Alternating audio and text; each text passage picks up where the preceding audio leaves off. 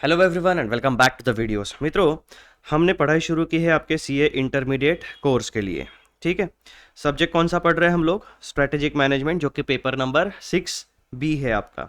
Study material हम institute का use कर रहे हैं, जो लेटेस्ट स्टडी मटेरियल इंस्टीट्यूट ने अपने वेबसाइट पर इशू करके रखा है। उस स्टडी मटेरियल पे आपको लिखा हुआ दिखेगा relevant for may 2025 and onward examination. ये वीडियोस फ्रेशली रिकॉर्डेड है। आपको सितंबर 2000 एग्ज़ाम और उसके आगे आने वाली एग्ज़ाम्स के लिए ये सारे वीडियोस एप्लीकेबल होने वाले हैं। ठीक है चलो, अब मैं आपको आज के मुद्दे के यानी आज इस वीडियो में हम लोग कौन सा टॉपिक डिस्कस करने वाले हैं वो मैं आपको बता देता हूँ। तो मित्रों, आपको आना है पेज नंबर 1.23 के ऊपर। इंस्टीट्यूट के स्टडी मटेरियल में पेज नंबर 1.23 के ऊपर आप आओगे तो आपको इस चैप्टर का यानी चैप्टर नंबर 1 जो है हमारा इंट्रोडक्शन टू स्ट्रेटेजिक मैनेजमेंट, इस चैप्टर का आखिरी टॉपिक है ये। Topic number 1.6 strategic levels in organisations. अब यहाँ पर प्योरली एक ऑर्गेनाइजेशन की हायरार्की डिस्कस होने वाली है, यानी हायरार्की में सीनियर लेवल पे कौन है, टॉप मोस्ट लेवल पे कौन है, फिर जूनियर लेवल पे कौन है, फिर फंक्शनल लेवल पे कौन है, और उनके बीच में बेसिकली आपको लेवल्स इन ऑर्गेनाइजेशन यानी हायरार्की बताई जाएगी, और वो हायरार्की आपस में एक दूसरे के साथ कम्युनिकेट कैसे करती है, उनके नेटवर्किंग मॉडल्स कैसे है, वो बातें बताई जाएगी। तो टॉपिक नंबर 1.6 हमें क्या बताता है? Strategic levels.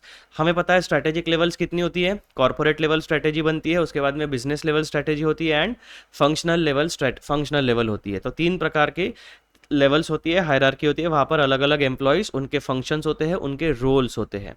अब ये कॉर्पोरेट लेवल्स जो है, जो स्ट्रेटेजिक लेवल्स है, वो विद इन द ऑर्गेनाइजेशन एक दूसरे के साथ कम्युनिकेट कैसे करती है, उनके कम्युनिकेशन के मॉडल का नाम क्या है, स्ट्रक्चर क्या है, ये सारी बातें इस टॉपिक में डिस्कस होने वाली है। 2 मुद्दे। ठीक है, अब मैं आपको एक बार सबसे पहले टॉपिक का ओवरव्यू बता देता हूँ, जो हमने मार्किंग यहाँ पर किया है, यानी आपके दिमाग में एक ब्लूप्रिंट रेडी हो जाएगा। तो सबसे पहला पैराग्राफ जो आपको दिख रहा है वो आपका है टॉपिक नंबर 1, जो कि है आपका इंट्रोडक्शन ऑफ व्हाट। ये जो टॉपिक नंबर 1.6 है, पैराग्राफ नंबर 1 आपका इंट्रोडक्टरी पैराग्राफ है। नेक्स्ट, पेज नंबर 1.24 पे जैसे ही आप पहुंचोगे वहां पे आपको दिखेगा generally there are 3 main levels of management. तो टॉपिक नंबर 2, सब टॉपिक नंबर 2 आपका आने वाला है लेवल्स ऑफ मैनेजमेंट। ये आपका हेडिंग है जिसको मैंने येलो कलर से हाईलाइट किया हुआ है।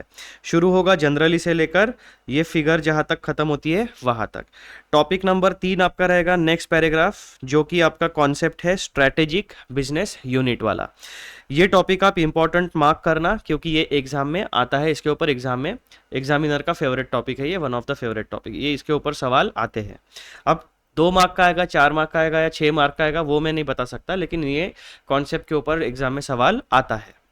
देन टॉपिक नंबर 4 आपका आएगा, इसमें कॉर्पोरेट लेवल मैनेजमेंट के बारे में जानकारी। ठीक है, टॉपिक नंबर 5 आपका आएगा एग्जाम्पल। अब यहाँ पर अभी तक हमने क्या क्या डिस्कस किया है भाई साहब?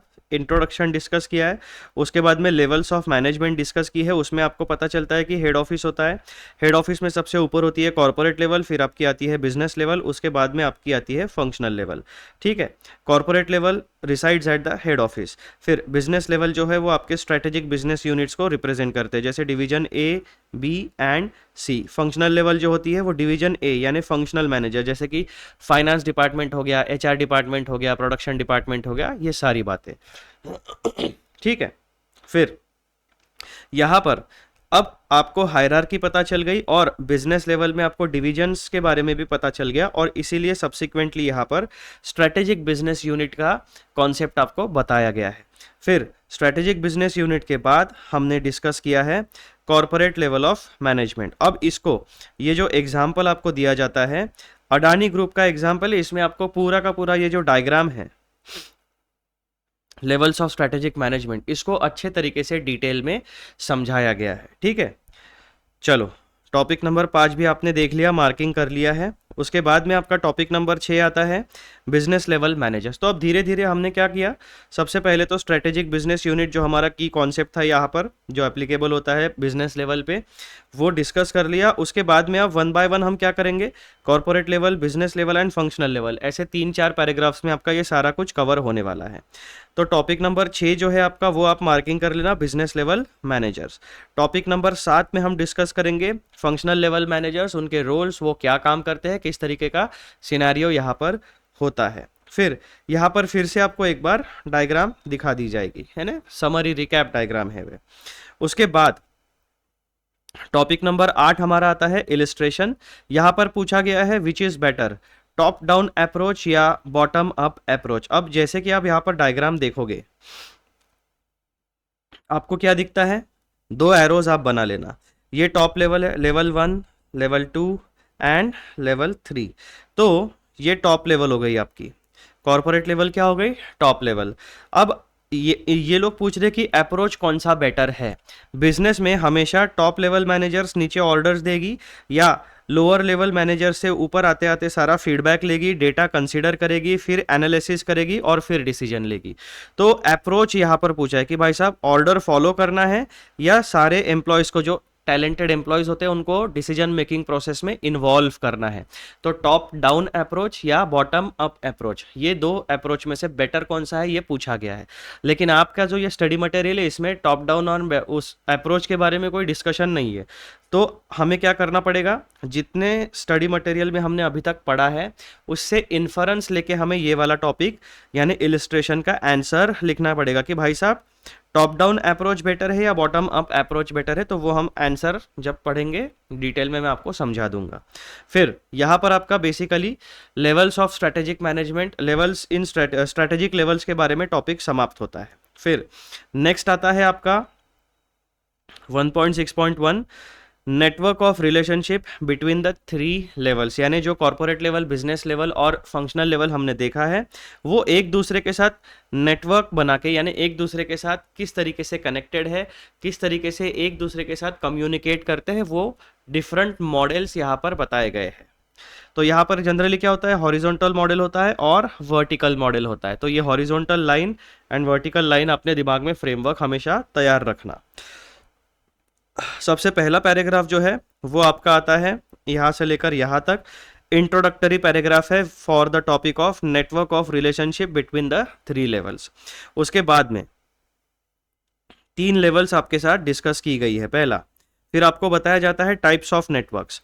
पहला नेटवर्क है आपका फंक्शनल एंड डिविजनल रिलेशनशिप, फिर आता है आपका हॉरिजॉन्टल रिलेशनशिप एंड दूसरा आता है आपका मैट्रिक्स रिलेशनशिप। ठीक है, एंड यहाँ पर आपका पेज नंबर 1.28 के ऊपर चैप्टर नंबर 1 समाप्त होता है। तो ये जो टॉपिक है हम कोशिश करेंगे पूरा का पूरा टॉपिक एक ही वीडियो में कवर करने का, लेकिन अगर वीडियो बहुत ज़्यादा 1 घंटे के ऊपर हो जाता है एक्सप्लेन करते करते, तो शायद हम इसे 2 पार्ट्स में कवर करेंगे। वो मैं आपको वीडियो के दौरान बताऊंगा ही, और वीडियो जब मैं अपलोड करूंगा तो आपको टाइटल में या थंबनेल पे सारी आइडिया आ जाएगी कि वीडियो एक ही इसमें है या 2 पार्ट्स में है। ठीक है दोस्तों, चलो अब हम लोग इस टॉपिक को डिटेल में पढ़ना शुरू करते हैं। मैंने आपको पूरा ब्लूप्रिंट समझा दिया है, ये हमारा लास्ट टॉपिक है चैप्टर नंबर 1 का। अपने दिमाग में कोई भी स्टूडेंट किसी भी तरीके का कोई कन्फ्यूजन मत रखना। हम लोगों, मैं जो आपको ये वीडियोस प्रोवाइड कर रहा हूँ, ये 100% रेगुलर बैच के वीडियोस है। इसमें मैंने आपको टोटल डिटेल में स्ट्रेटेजिक मैनेजमेंट पढ़ाया है और हमने स्टडी मटेरियल कौन सा यूज़ किया है, हमारे प्यारे प्यारे इंस्टीट्यूट का। तो आपको कोई चिंता करने की ज़रूरत नहीं है। एक और बात, ये जो स्टडी मटेरियल आपको आपके स्क्रीन पर दिख रहा है, जो मैंने मार्किंग किया हुआ है, ये सेम स्टडी मटेरियल का लिंक मैंने डिस्क्रिप्शन बॉक्स में दिया है। डिस्क्रिप्शन बॉक्स पे जैसे ही आप क्लिक करोगे, आप मेरे लिंक्डइन प्रोफाइल पर जाओगे, जहां पर मैंने ये डॉक्यूमेंट शेयर करके रखा है, वहां से आप इसको डाउनलोड कर सकते हो। चलो अब पढ़ाई शुरू करते हैं। सबसे पहले पढ़ते हैं टॉपिक का नाम, स्ट्रेटेजिक लेवल्स इन ऑर्गेनाइजेशंस। उसमें इंट्रोडक्टरी पैराग्राफ पढ़ते हैं, यानी हमें समझ में आ जाएगा कि भाई साहब इस टॉपिक में हमें एक्चुअल में क्या चीज़ पढ़नी है। A typical large organization is a multi divisional organization that competes in several different businesses. अब यहाँ पर शुरुआत में इंट्रोडक्शन देते वक्त उन्होंने एक लार्ज ऑर्गेनाइजेशन का एग्जाम्पल आंखों के सामने रखा है। क्या कहते हैं ये लोग? A typical large organization is a multi divisional organization. अब आप जैसा, अब यहाँ पर हमारे लिए कौन सा एग्जाम्पल लिया है? यहाँ पर इन्होंने केस सिनेरियो हमारा अडानी ग्रुप का लिया है, तो हम यहाँ पर अडानी ग्रुप के बारे में ही बातें करेंगे और डिस्कस करेंगे। A typical large organization is a multi divisional organization, यानी एक बड़ी ऑर्गेनाइजेशन को, अडानी ग्रुप को आप अपने आंखों के सामने विजुअलाइज करो। अडानी ग्रुप के बहुत सारे बिजनेसेस है, पोर्ट बिजनेस है, उसके बाद में उनके मीडिया बिजनेस में भी वो है, और बहुत सारे अलग अलग बिजनेसेस उनके हैं। तो क्या है, ये एक ग्रुप, ये एक बिजनेस हाउस है जिसके बहुत सारे ग्रुप ऑफ बिजनेसेस हैं। A typical large organization is a multi divisional organization, यानी हर और बड़े अलग अलग बिजनेसेस में भी जो उनकी एक टिपिकल वर्टिकल है, जैसे हम पोर्ट बिजनेस का अगर उनका लेते हैं तो एयरपोर्ट्स है, वाटर पोर्ट्स है, ड्राई पोर्ट्स है, ऐसे अलग अलग प्रकार के पोर्ट्स होते हैं जो ये कंस्ट्रक्ट करते हैं, मेंटेन करते हैं और उससे रेवेन्यू जनरेशन एक्टिविटी या प्रोडक्ट या सर्विसेज प्रोवाइड करते हैं। तो एक बिजनेस को चलाने के लिए एक ऑर्गेनाइजेशन के अंदर भी बहुत सारे डिपार्टमेंट्स होते हैं। कोई उसे स्ट्रेटेजिक बिजनेस यूनिट कहता है, फिर फंक्शनल लेवल पर जब आप आओगे तो वहाँ पर आपको HR department, finance department, payroll department, उसके बाद में आपका procurement department, customer care department, ये अलग अलग डिपार्टमेंट होते हैं। हर एक डिपार्टमेंट का अपना एक डेजिग्नेटेड फंक्शन होता है, अलग अलग डेजिग्नेटेड फंक्शंस होते हैं। A typical large organization is a multi-divisional organization that competes in a several different businesses. अलग-अलग businesses होते हैं. It has a separate self-contained divisions to manage each of these businesses. Self-contained divisions यानी strategic business unit. ठीक है. For example, Patanjali has healthcare, FMCG, organic foods, medicinal oils and herbs and various different businesses. अब यहाँ पर example क्या लिया है इन्होंने? अ टिपिकल लार्ज ऑर्गेनाइजेशन और मल्टी डिविजनल ऑर्गेनाइजेशन का एग्जाम्पल सबसे पहले हमारे आंखों के सामने क्या आया है? पतंजलि। पतंजलि के अलग अलग बिजनेसेस हैं। हेल्थ केयर प्रोडक्ट्स भी देता है वो, FMCG प्रोडक्ट्स भी देता है, ऑर्गेनिक फूड प्रोडक्ट्स भी उनके होते हैं, medicinal oils and herbs and various different businesses. यानी पतंजलि एक ब्रांड है, उस ब्रांड के अंडर, उस अम्ब्रेला के अंडर बहुत सारे अलग अलग प्रोडक्ट्स एंड बिजनेसेस फ्लरिश करते हैं। It has separate divisions which work within themselves to sustain each of these businesses. अब आप कंसिडर करो कि आपके जितने भी बिजनेसेस हैं वो अलग अलग वर्टिकल्स है आपके। ये पहला बिजनेस, दूसरा बिजनेस, तीसरा बिजनेस, चौथा बिजनेस, पांचवा बिजनेस, ये आपके पूरे बिजनेस की अलग अलग लाइन है, अलग अलग प्रोडक्ट्स है। ठीक है, मैं आपको एक सिंप्लीफाइड विजुअलाइजेशन प्रोवाइड कर रहा हूँ। इन्होंने यहाँ पर वर्डिंग क्या यूज किया है? It has separate divisions which work within themselves to sustain each of these businesses. अब यहाँ पर मैं कुछ नाम लिख लेता हूँ ताकि हमें आसानी हो जाए रेफर करने के लिए। तो ये आपका हेल्थ केयर हो गया, ठीक है, ये आपका मेडिसिन हो गया, ये आपका फूड प्रोडक्ट्स हो गया, ये आपका FMCG हो गया, ठीक है। और कौन सा है उसका, पतंजलि का और कौन सा बिजनेस लिया था इन्होंने? ठीक है, वेरियस अदर बिजनेसेस, योग, ऑनलाइन योगा वगैरह जो भी इनके पेड क्लासेस होंगे वो हम कंसीडर कर लेते हैं यहाँ पर सर्विसेज में। ठीक है, तो कुल मिलाकर उनके कितने बिजनेसेस हम लोग आइडेंटिफाई कर रहे हैं? 1, 2, 3, 4 और 5 डिफरेंट टाइप्स ऑफ बिजनेसेस हमने पतंजलि के विजुअलाइज किए हैं। अब इनका यहाँ पर कहना क्या है? It has separate divisions which work within themselves to sustain each of these businesses. अब यहाँ पर हेल्थ केयर बिजनेस को चलाने के लिए इनका HR डिपार्टमेंट होगा, इनका प्रोडक्शन डिपार्टमेंट होगा, इनका फाइनेंस डिपार्टमेंट होगा, इनका अकाउंट्स डिपार्टमेंट होगा, इनका कस्टमर केयर डिपार्टमेंट होगा, इनका कंप्लायंस डिपार्टमेंट होगा जो गवर्नमेंट के साथ जितने भी इनके कंप्लायंसेस है वो सारे कंप्लायंसेस करेगा, इनका CSR डिपार्टमेंट होगा, करेक्ट। तो ये लोग क्या कह रहे हैं कि भाई साहब ये आपका कॉमन प्लेटफॉर्म है और जो बिजनेस की जो नीड है वहाँ पर इन डिपार्टमेंट्स को ओपन अप किया जाएगा, उन डिपार्टमेंट्स में वैकेंसीज निकलेगी और उन डिपार्टमेंट्स में टैलेंटेड लोगों को हायर किया जाएगा based on their skills and personal interviews and उनके क्वालिफिकेशंस। और ये सारे बिजनेसेस में अलग अलग डिपार्टमेंट्स होते हैं जो कलेक्टिवली काम करते हैं to sustain this particular business line. ये सारे डिपार्टमेंट्स एक साथ काम करेंगे to sustain a particular business. तो यही बात इन्होंने यहाँ पर कहने की कोशिश की है। ठीक है, फिर से इंट्रोडक्शन आप देखो। A typical large organization is a multi-divisional organization that competes in several different businesses. It has separate self-contained divisions to manage each of these businesses. For example, Patanjali has healthcare, FMCG, organic foods, medicinal oils and herbs, and various other businesses. It has separate divisions which work within themselves to sustain each of these businesses. यानी वो self sustainable divisions बना के उनको काम allot कर दिया जाता है। वो डेली बेसिस पे बिजनेस लेवल पे जो 3 लेवल्स होती है, कॉर्पोरेट लेवल, उसके बाद में business level and functional level, यहाँ पर जो भी एम्प्लॉयज़ हायर किए जाते हैं वो डेली बेसिस के ऊपर इन बिजनेसेस को सस्टेन करने के लिए कलेक्टिवली काम करते रहते हैं। ठीक है, ये आपका हो गया एग्जाम्पल। फिर इंट्रोडक्शन आपको मैंने दे दिया कि हम किस तरीके की बात कर रहे हैं। अब आपको आता है लेवल्स ऑफ मैनेजमेंट का इंट्रोडक्शन देने के लिए। Generally there are 3 main levels of management. यहाँ पर क्या कहा गया है, मल्टी डिविजनल ऑर्गेनाइजेशन यानी लेवल्स। मल्टी डिविजनल यानी अलग अलग लेवल्स की हम बात कर रहे हैं, अलग अलग लेयर्स की हम बात कर रहे हैं। तो एक बिजनेस को मैनेज करने के लिए मैनेजमेंट को 3 लेवल्स में हम लोग इन जनरल मेजरली क्लासीफाई करते हैं। Generally there are 3 main levels of management. पहला आपका आता है कॉर्पोरेट लेवल मैनेजमेंट, दूसरा आता है बिजनेस लेवल मैनेजमेंट एंड तीसरा आता है आपका फंक्शनल लेवल मैनेजमेंट। इन तीनों लेवल्स पे जो एम्प्लॉयज होते हैं, जो पर्सनल्स होते हैं, जो ह्यूमन बींग्स होते हैं, उनकी स्पेसिफिक ड्यूटीज होती है, वो स्पेसिफिक ड्यूटीज परफॉर्म की जाती है टू सस्टेन द बिजनेसेस। ठीक है,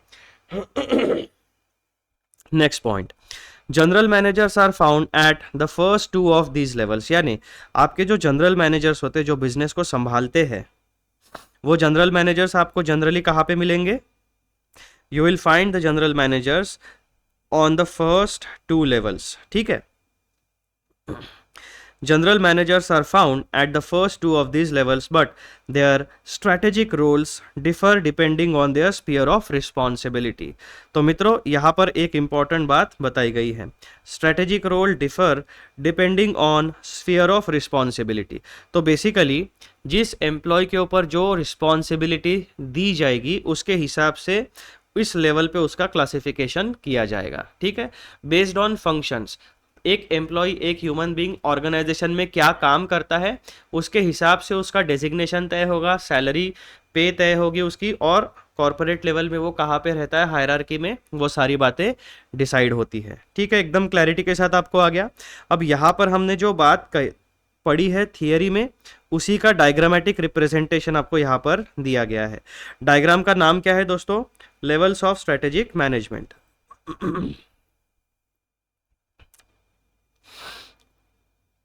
3 लेवल्स हमारे पास है। सबसे पहला आता है कॉर्पोरेट लेवल, जिसे हम हेड ऑफिस कह सकते हैं। फिर आता है आपका बिजनेस लेवल, यहाँ पर हमारे डिविजन्स होते हैं, जैसा कि हमने ये डिविजन्स देखे ना, हेल्थ केयर एक बड़ा ब्रांड है पतंजलि अम्ब्रेला ब्रांड, उसमें अलग अलग बिजनेसेस हैं। ठीक है, तो यही रिप्रेजेंटेशन यहाँ पर हो रहा है, division A, division B, division C. अब इन डिविजन्स के अंडर फंक्शनल लेवल मैनेजर्स काम करते हैं। कौन सा, business function, specific business functions होते हैं। वो बिजनेस फंक्शंस हमने क्या क्या देखे, HR, production, finance, accounts, customer care, उसके बाद में सीएसआर, ये सारी बातें। ठीक है, कंप्लायंसेस एंड सीएसआर। तो ये हायरार्की आपको ध्यान में रखना है। Corporate level is head office, business level these are different types of businesses as strategic business units, functional level पे स्पेसिफिक बिजनेस फंक्शंस होते हैं। कॉर्पोरेट लेवल पे कौन से एम्प्लॉयज को कंसिडर किया जाता है, CEO, other senior executives, board of directors and corporate staff, ये एकदम टॉप लेवल के लोग होते हैं। उसके बाद में बिजनेस लेवल पे कौन से लोग होते हैं, डिविजनल मैनेजर्स एंड स्टाफ, यानी जो ओवरऑल बिजनेस को मैनेज करते हैं आपके। देन फंक्शनल लेवल पे कौन से लोग होते हैं, functional managers, example marketing, finance etcetera. तो जो उस पर्टिकुलर फंक्शन को लीड करते हैं उन्हें फंक्शनल मैनेजर कहा जाता है। जो एक पर्टिकुलर बिजनेस प्रोडक्ट या सर्विस को लीड करते हैं उन्हें बिजनेस लेवल मैनेजर कहा जाता है, और जो ओवरऑल कंप्लीट ऑर्गेनाइजेशन को लीड करते हैं उन्हें कॉर्पोरेट लेवल मैनेजर्स कहा जाता है। एकदम सिंपलिस्टिक डायग्राम है, मैंने आपको अच्छे से इसको समझा दिया है।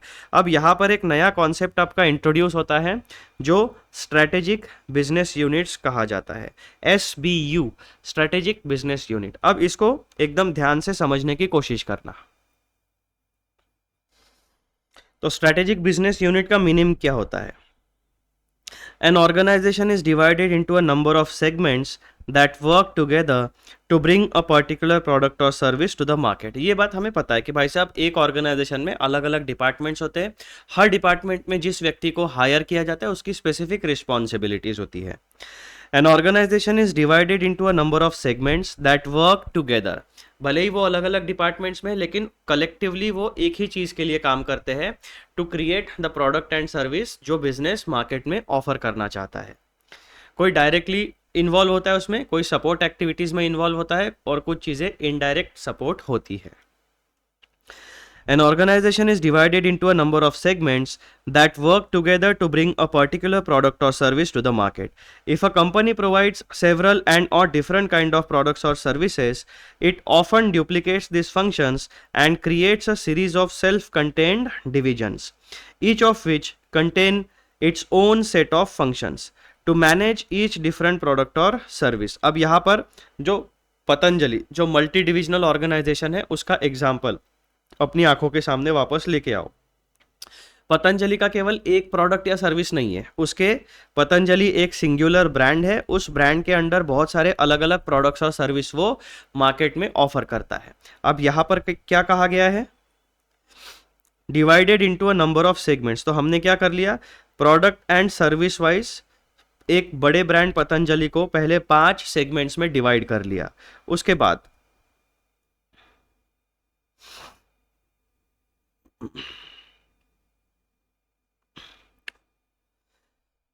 if a company provides several and or different kinds of products or services, it often duplicates these functions and creates a series of self-contained divisions, each of which contain its own set of functions to manage each different product or service।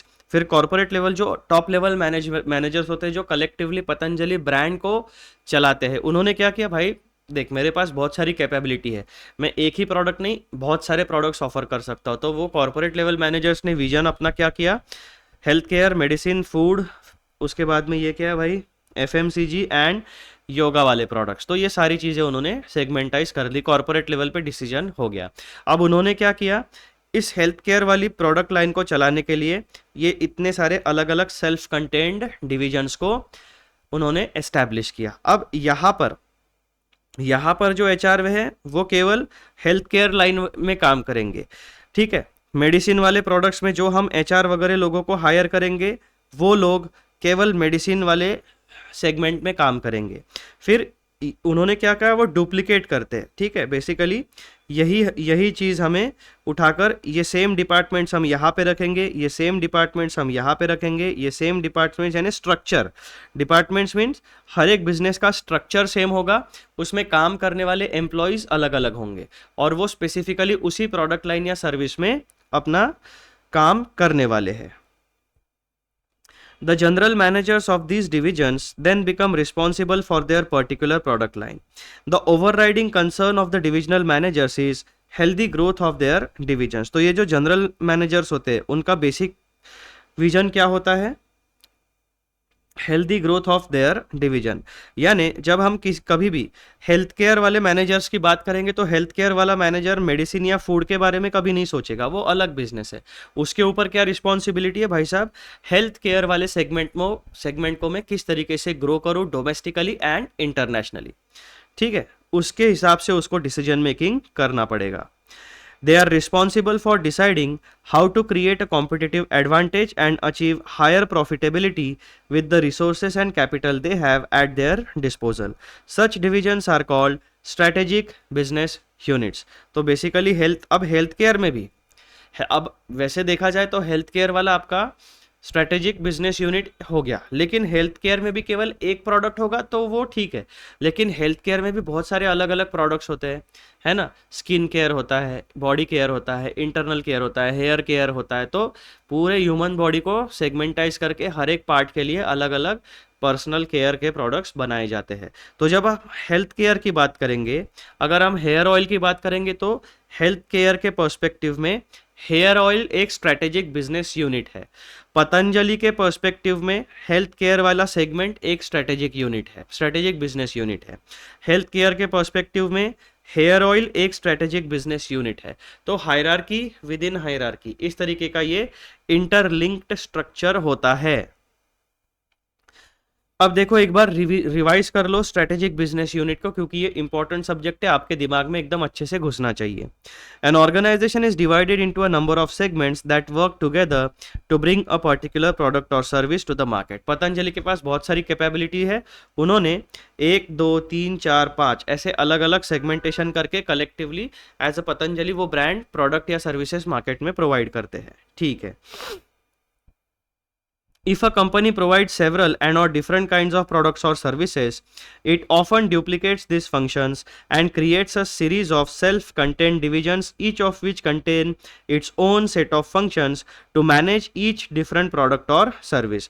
फिर उन्होंने identify कर लिया कि भाई health care के लिए हमें ये पूरा सेटअप करना पड़ेगा, मेडिसिन के लिए हम पूरा सेटअप करेंगे, फूड बिजनेस के लिए हम पूरा सेटअप करेंगे, FMCG बिजनेस के लिए पूरा सेटअप करेंगे सेपरेटली, एंड योगा बिजनेस के लिए भी अलग से सेटअप करेंगे। यानी उन्होंने क्या किया, ये जो आपके बिजनेस लेवल फंक्शन है इनका ड्यूप्लीकेशन किया।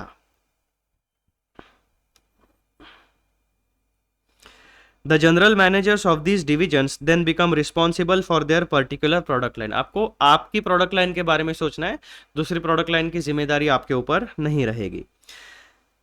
The overriding concern of divisional managers is healthy growth of their divisions. They are responsible for deciding how to create a competitive advantage and achieve higher profitability with the resources and capital they have at their disposal. Such divisions are called strategic business units. तो यहाँ पर हमने health care division, medicine division, food division, FMCG division, ये सारे के सारे divisions को strategic business unit कहा जाएगा। अब विद इन ये जो हमारा हेल्थ केयर वाला वर्टिकल है, इसमें आपका हेयर ऑयल हो सकता है, इसमें आपके कोई अलग स्किन केयर प्रोडक्ट्स हो सकते हैं। तो हेल्थ केयर के लाइन में हेयर ऑयल एक स्ट्रेटेजिक बिजनेस यूनिट हो गया, उसके बाद में आपका स्किन केयर प्रोडक्ट्स एक स्ट्रेटेजिक बिजनेस यूनिट हो गया। ठीक है, इस तरीके से आपके दिमाग में क्लैरिटी आनी चाहिए। तो ये था आपका दोस्तों discussion with respect to topic number 3 strategic business unit. अब टॉपिक नंबर 4 पर हम चलते हैं।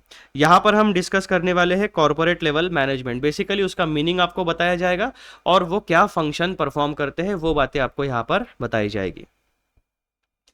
The corporate level management consist of chief executive officer यानी CEO, other senior executives, the board of directors and corporate staff.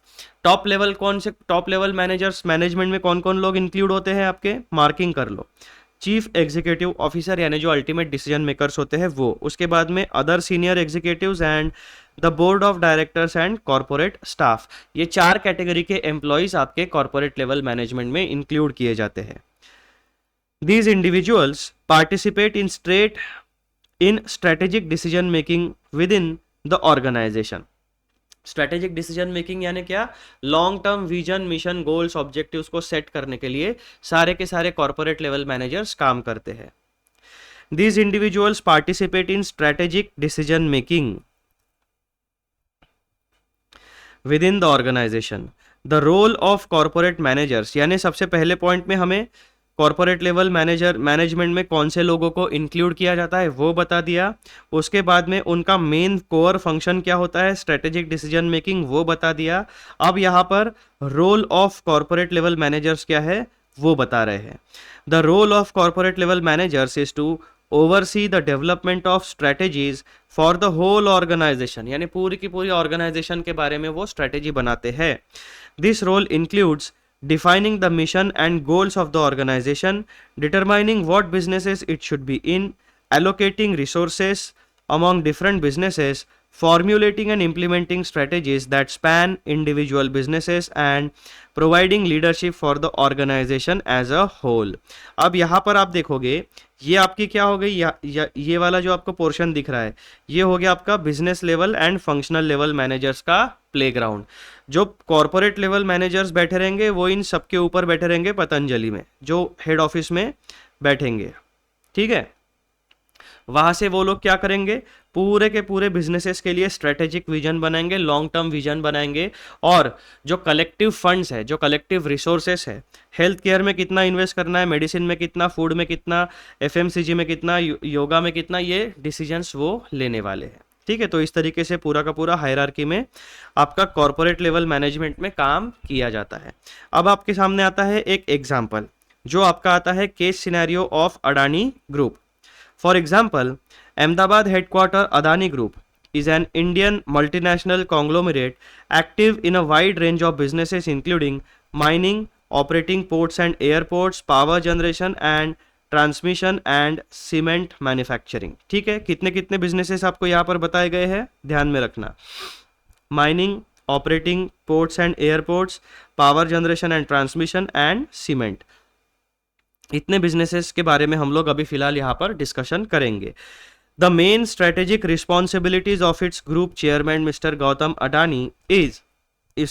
Adani are setting overall strategic objectives, allocating resources among different business areas, deciding whether the firm should divest itself of any of its businesses, and determining whether it should acquire any new ones। तो basically यहाँ पर आपको पहले तो picture आपके आंखों के सामने तैयार किया गया है अडानी ग्रुप का। कौन से बिजनेसेस होते हैं भाई साहब, माइनिंग, ऑपरेटिंग पोर्ट्स एंड ये 4-5 बिजनेसेस के नाम बताए गए हैं। फिर आपको यहाँ पर बताया गया है the main strategic responsibilities of corporate level manager. यहाँ पर कॉर्पोरेट लेवल मैनेजर कौन है आपके लिए, मिस्टर गौतम अडानी। उनकी रिस्पॉन्सिबिलिटी क्या है, देखो, सेटिंग ओवरऑल स्ट्रेटेजिक ऑब्जेक्टिव्स, यानी ओवरऑल अडानी ग्रुप के लिए क्या हमारा स्ट्रेटेजिक ऑब्जेक्टिव है डोमेस्टिकली एंड ग्लोबली। उसके बाद में allocating resources among different business areas. अब ये mining, operating ports and airports, power generation and transmission and cement, तो हमारे अडानी ग्रुप के पास जितने फंड्स है, स्टॉक मार्केट से उठाया हुआ पैसा, प्राइमरी मार्केट, सेकेंडरी मार्केट से उठाया पैसा, बैंक से लिया हुआ लोन, अलग अलग खुद का पर्सनल कंट्रीब्यूशन होता है, या फिर कहीं पे और डिबेंचर्स इशू करके रखे, तो अलग अलग सोर्सेज से अडानी ग्रुप पैसा मार्केट से उठाता है। अब वो मार्केट से पैसा जब वो उठाएंगे, कलेक्ट करेंगे, तब mister Gautam Adani and corporate level managers ये डिसाइड करेंगे कि भाई साहब माइनिंग में कितना लगाना है, पोर्ट्स में कितना लगाना है, power generation and transmission and cement वाले बिजनेस में कितने कितने रिसोर्सेज को एलोकेट करना है। फिर वो लोग क्या करेंगे, एक ग्रैंड विजन बनाएंगे। हर एक बिजनेस के लिए एक ग्रैंड विजन होगा। माइनिंग में भारत में और ग्लोबली ऐसी कौन सी कंट्रीज है जो हमें माइनिंग कॉन्ट्रैक्ट्स दे सकती है, वहां से हमें कितना प्रॉफिट हो सकता है, ये सारी बातें। Operating ports and airports, Bharat में कितने पोर्ट्स हम जनरेट कर सकते हैं, कितने पोर्ट्स हम मेंटेन कर सकते हैं, वो सारी बातें।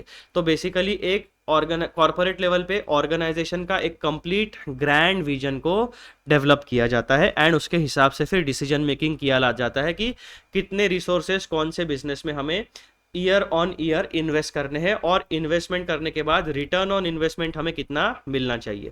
तो हम ये पूरा ब्लूप्रिंट तैयार करते हैं, और जो हमने फोरकास्टिंग करके रखा है उस फोरकास्टिंग को हम year on year, quarter on quarter हमारे एक्चुअल परफॉर्मेंस के साथ कंपेयर करते चलते हैं कि हमने जो फोरकास्टिंग किया था वो रियल वर्ल्ड में हम अचीव कर पा रहे हैं या नहीं कर पा रहे हैं।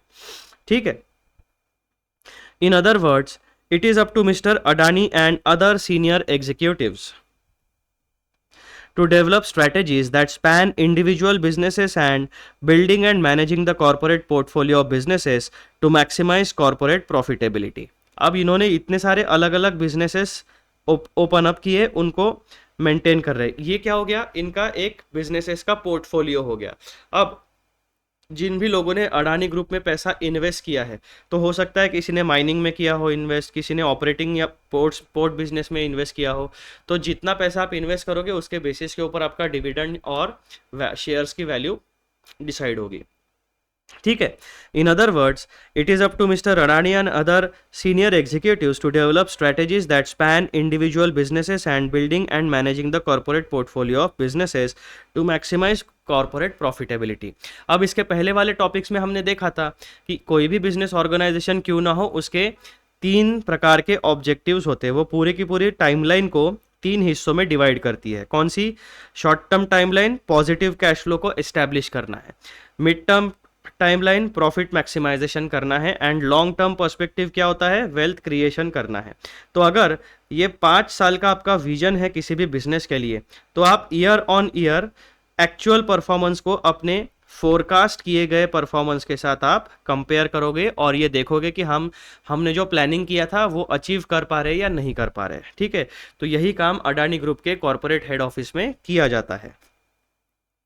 However, it is not their specific responsibility to develop strategies for competing in individual business areas। अब ये जो कॉर्पोरेट लेवल मैनेजर्स होते हैं, ये आपके इंडिविजुअल बिजनेस में एकदम डेली ऑपरेशंस में काम नहीं करेंगे। वो क्या करेंगे, इस बिजनेस लेवल पे जो मैनेजर्स हायर किए हैं उनके साथ कम्युनिकेट करेंगे, उनको अपना विजन बताएंगे, उनको बताएंगे कि हमें क्या अचीव करना है। और जो बिजनेस लेवल मैनेजर्स होते हैं उनकी जिम्मेदारी होती है कि ये इंडिविजुअल बिजनेसेस को प्रॉफिटेबल कैसे बनाना है। The development of such strategies is the responsibility of those in charge of different businesses called business level managers. In simple words, corporate level managers provide an organization level view of strategy and what they want to achieve, but it is on the business level managers to ensure that or their particular business the one they are responsible for। Basically business level managers की responsibility यहाँ पर बताई गई है। तो आपको distinction उन्होंने बता दिया, कॉर्पोरेट लेवल मैनेजर्स क्या करते हैं और बिजनेस लेवल मैनेजर्स क्या करते हैं, उन दोनों के फंक्शंस एंड रिस्पॉन्सिबिलिटीज में डिफरेंस है। वो डिफरेंस आपको उन्होंने इस पैराग्राफ में बताया हुआ है। Besides overseeing resource allocation and managing the divestment and acquisition processes, corporate level managers provide a link between the people who oversee strategic development of a firm and those who own it, the shareholders. Corporate level managers and particularly the CEO can be viewed as the guardians of the shareholders' welfare। ये important statement है, इसको mark कर लेना आप। Corporate level managers and particularly the CEO can be viewed as the guardian of the shareholders' welfare.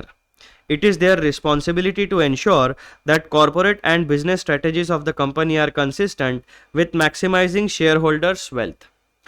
If they are not, then ultimately the CEO is likely to be held accountable by the shareholders। देखो, planning करने वाले लोगों के ऊपर उतना ज़्यादा responsibility आती है, लेकिन उतना ज़्यादा ब्लेम नहीं आता है।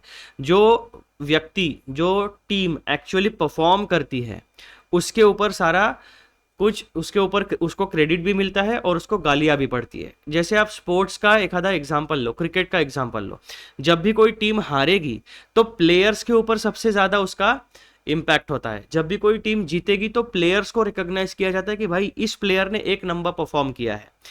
कोई भी व्यक्ति एज अ पर्सन, आप इंडियन क्रिकेट टीम के कोच को ब्लेम नहीं करोगे या उसके सपोर्ट स्टाफ को आप ब्लेम नहीं करते हो अगर हमारी टीम हारती है। तो हम किसे ब्लेम करते हैं, जो एक्चुअल में प्लेइंग 11 में जो 11 प्लेयर्स होते हैं जो खेलते हैं मैच को, हम उनको ब्लेम करते हैं हारे तो, और हम उनको प्रेस करते हैं, उनकी तारीफ करते हैं अगर वो मैच जीतते हैं तो उनको रिवॉर्ड भी दिया जाता है। ठीक है, तो इसी सेम तरीके से बिजनेस में होता है। कॉर्पोरेट लेवल मैनेजर्स क्या होते हैं भाई साहब, वो ब्रॉड विजन बनाएंगे और उनके विजन को फुलफिल करने के लिए फिर वो अलग अलग टैलेंटेड लोगों को हायर करते हैं जो एक्चुअल में परफॉर्म करते हैं।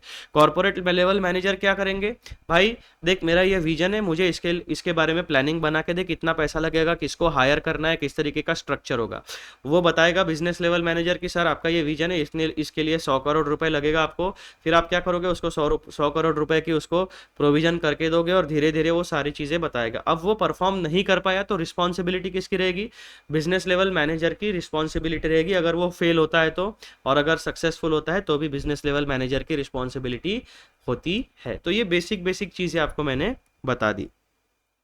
अकाउंटेबिलिटी किसकी होगी, आपकी कॉर्पोरेट लेवल मैनेजर्स की अकाउंटेबिलिटी होती है generally if a business succeeds और इफ अ बिजनेस फेल्स। ठीक है जी, तो ये पूरा का पूरा जो अडानी ग्रुप का केस सिनेरियो था, यहाँ पे आपको तीनों लेवल्स के बारे में उन्होंने क्लैरिटी दे दी है। अब हम नेक्स्ट लेवल के ऊपर चलते हैं जो आता है आपका business level managers. As we now know, a strategic business unit is a self-contained division with its own functions. For example, finance, purchasing, production, marketing departments that provides a product or service for a particular market. The principal general manager at the business level और the business level manager is the head of the division. अब यहां पर भाई साहब उन्होंने clarity के साथ बता दिया है।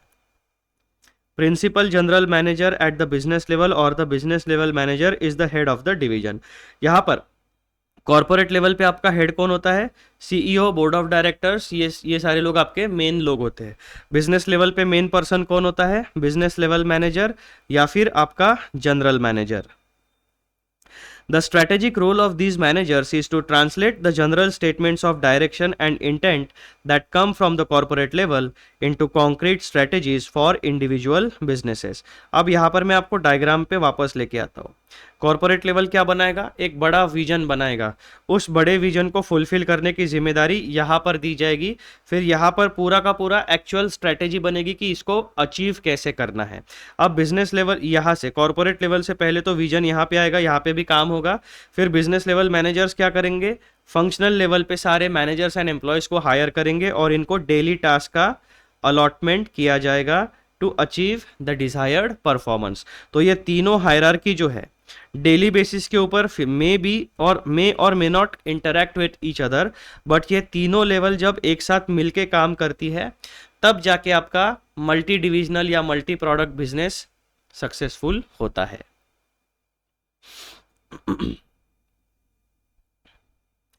The strategic role of these managers is to translate the general statements of direction and intent that come from the corporate level into concrete strategies for individual businesses। तो यहाँ पर आपको फंक्शन दिया गया है। रोल मतलब क्या होता है? Function. Strategic role of these managers, कौन से मैनेजर्स? बिजनेस लेवल मैनेजर्स का स्ट्रेटेजिक रोल क्या होता है? To translate the general statement of direction and intent that come from the corporate level to concrete strategies. Then thus whereas corporate level managers are concerned with strategies that span across individual businesses, business level managers are concern with strategies that are specific to a particular business. यहाँ पर एकदम sharp distinction आपको बता दिया है। Corporate level managers complete scenario के बारे में रिस्पॉन्सिबल होते हैं, उनको कंप्लीट सिनेरियो के बारे में सोचना होता है। और आपके जो बिजनेस लेवल मैनेजर्स होते हैं वो पर्टिकुलर प्रोडक्ट लाइन के बारे में या पर्टिकुलर बिजनेस के बारे में सोचेंगे, वो कंप्लीट पोर्टफोलियो ऑफ बिजनेसेस के बारे में नहीं सोचेंगे। ठीक है, ये बेसिक चीज आपको यहाँ पर क्लैरिटी के साथ बता दी। फिर टॉपिक नंबर 7 हमारा आता है फंक्शनल लेवल मैनेजर्स। यानी हमारी डायग्राम में अब हम यहां पर पहुंचे हैं। पहले हमने कॉर्पोरेट लेवल के बारे में पढ़ा, वहां पे हमने केस सिनेरियो देखा अडानी ग्रुप का। फिर हमने बिजनेस लेवल मैनेजर्स के बारे में पढ़ा।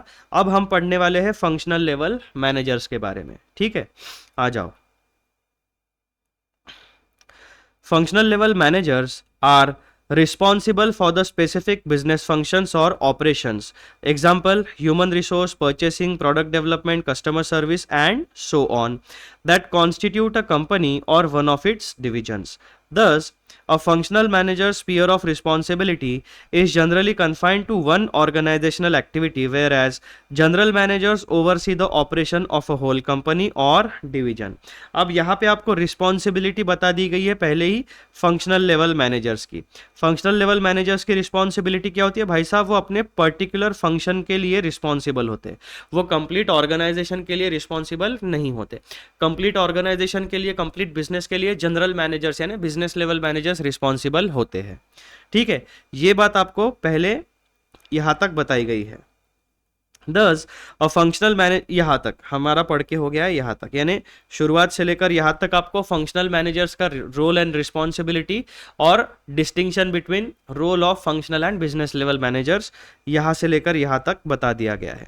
Although they are not responsible for the overall performance of the organization, functional managers nevertheless have a major strategic role। Functional level managers का मेजर स्ट्रेटेजिक रोल क्या है वो देख लो। मेजर स्ट्रेटेजिक रोल क्या है फंक्शनल लेवल मैनेजर्स का?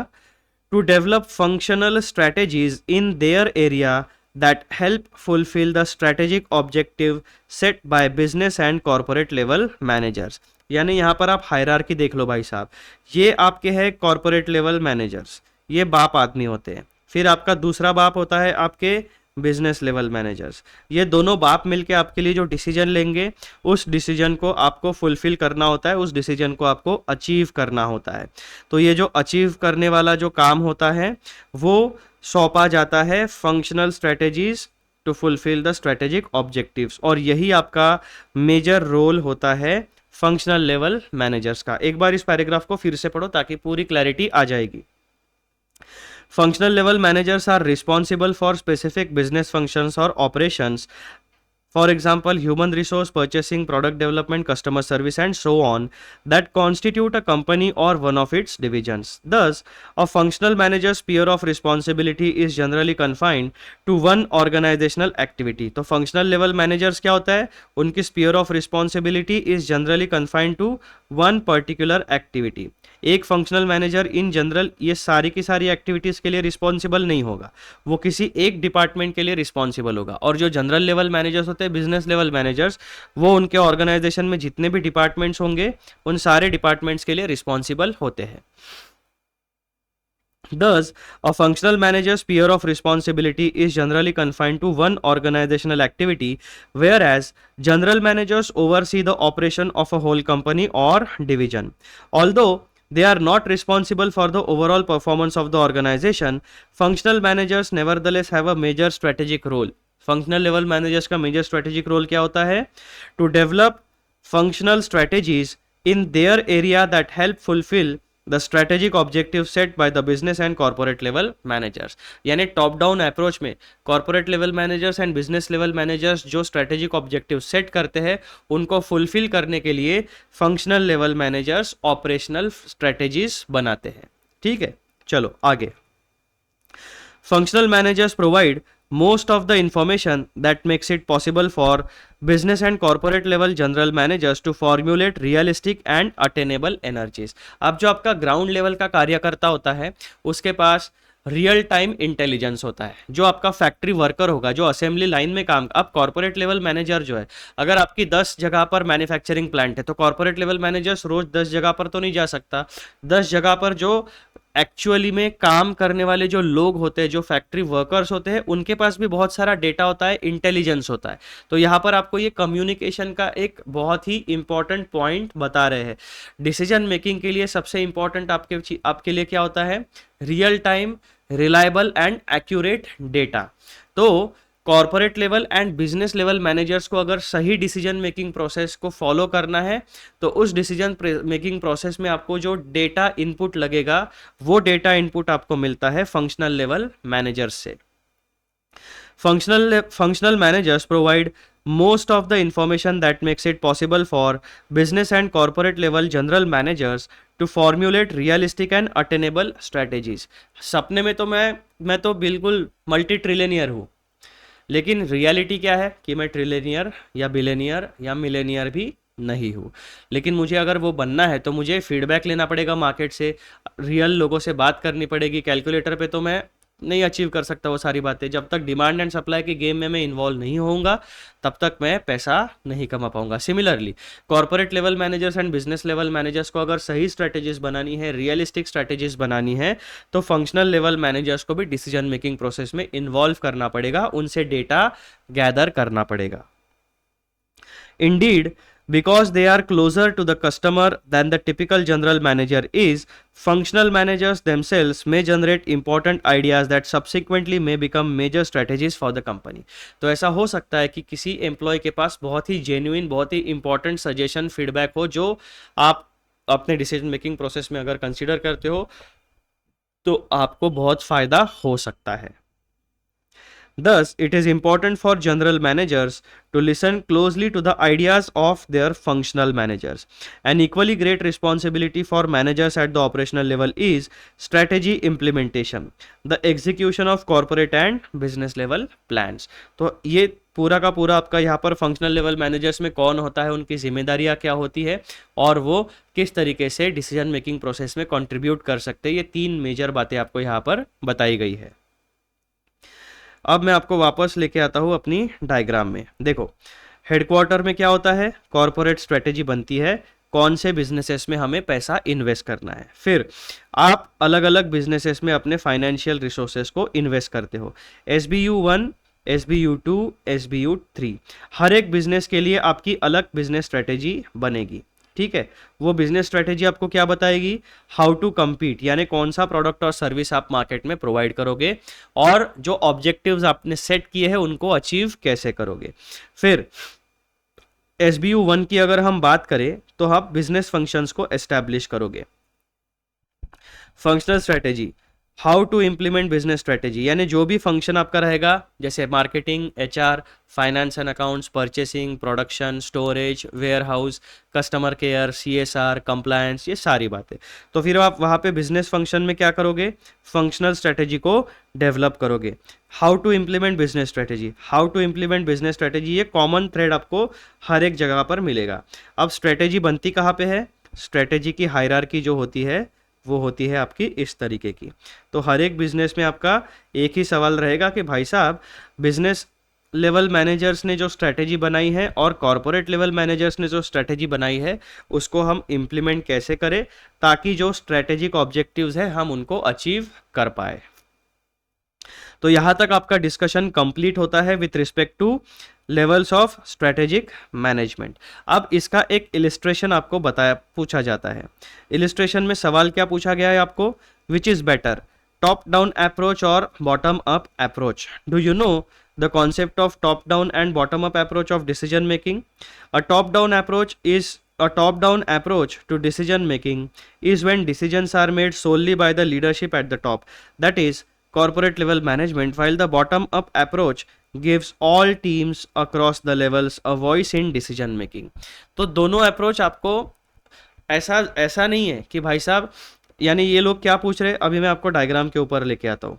Arrows याद रखना हमारे, ये हो गया आपका टॉप डाउन अप्रोच और ये हो गया आपका bottom up approach. Bottom up approach मतलब क्या, कि आप तीनों लेवल को डिसीजन मेकिंग प्रोसेस में इन्वॉल्व करते हो। और टॉप डाउन अप्रोच मतलब क्या, डिसीजन मेकिंग यहाँ पर होगा, यहाँ पर केवल ऑर्डर फॉलो किए जाएंगे। ये बेसिक डिफरेंस होता है top down and bottom up approach में। तो बिजनेस में हर एक सिनेरियो आइडेंटिकल या सिमिलर नहीं होता, तो कहीं पर टॉप डाउन अप्रोच की ज़रूरत होती है और कहीं पर बॉटम अप अप्रोच की ज़रूरत होती है, ठीक है। तो दोनों अप्रोचेस इक्वली इंपॉर्टेंट है एक बिजनेस के लिए। जहां पर आपको फास्ट डिसीजन मेकिंग लेना है, अपॉर्चुनिटी ग्रैब करनी है, वहां पर आपको टॉप डाउन अप्रोच बहुत काम का आएगा। भाई साहब ऑर्डर फाइनल हो गया है, ऑर्डर यहाँ पर हुक्म की तामील होनी चाहिए। और अगर आपको जेन्युइन डेटा चाहिए तो आपको बॉटम अप अप्रोच लेना पड़ेगा। फिर आपको इनसे डेटा कलेक्ट करना पड़ेगा, इनके ओपिनियन भी कंसिडर करने पड़ेंगे, एंड देन आप फाइनल डिसीजन अपने पूरे बिजनेस के लिए फाइनल करोगे। तो डिपेंडिंग ऑन द सिचुएशन जो आपके लिए सबसे ज़्यादा सूटेबल रहेगा उस तरीके के अप्रोच को आपको फॉलो करना है, ठीक है। ये इसका जेन्युइन आंसर होता है। अब ये टॉपिक नंबर 1.6 जो है हमारा, उसमें हमारा सबसे पहला सेगमेंट कंप्लीट हो चुका है। वो सेगमेंट हमारा था लेवल्स ऑफ मैनेजमेंट, ठीक है। अब नेक्स्ट सेगमेंट हमारा क्या होने वाला है वो मैं आपको दिखा देता हूं। नेक्स्ट सेगमेंट हमारा होने वाला है network of relationship between the 3 levels, यानी ये जो 3 लेवल्स है हमारे पास, लेवल नंबर 1, 2 एंड 3, इनके बीच में कम्युनिकेशन नेटवर्क किस तरीके का होता है, उनका बेसिक इंट्रोडक्शन, उनके बेसिक कैरेक्टरिस्टिक्स, इनके बारे में जानकारी, ठीक है। अब ये जो चीज़ है हमारा सेकंड वाला पोर्शन, ये हम नेक्स्ट वीडियो में नेक्स्ट पार्ट में कवर करने वाले हैं। तो ये वीडियो यहीं पर समाप्त होता है। हम मिलेंगे अगले वीडियो में। Bye bye and take care. पढ़ाई करते रहिए।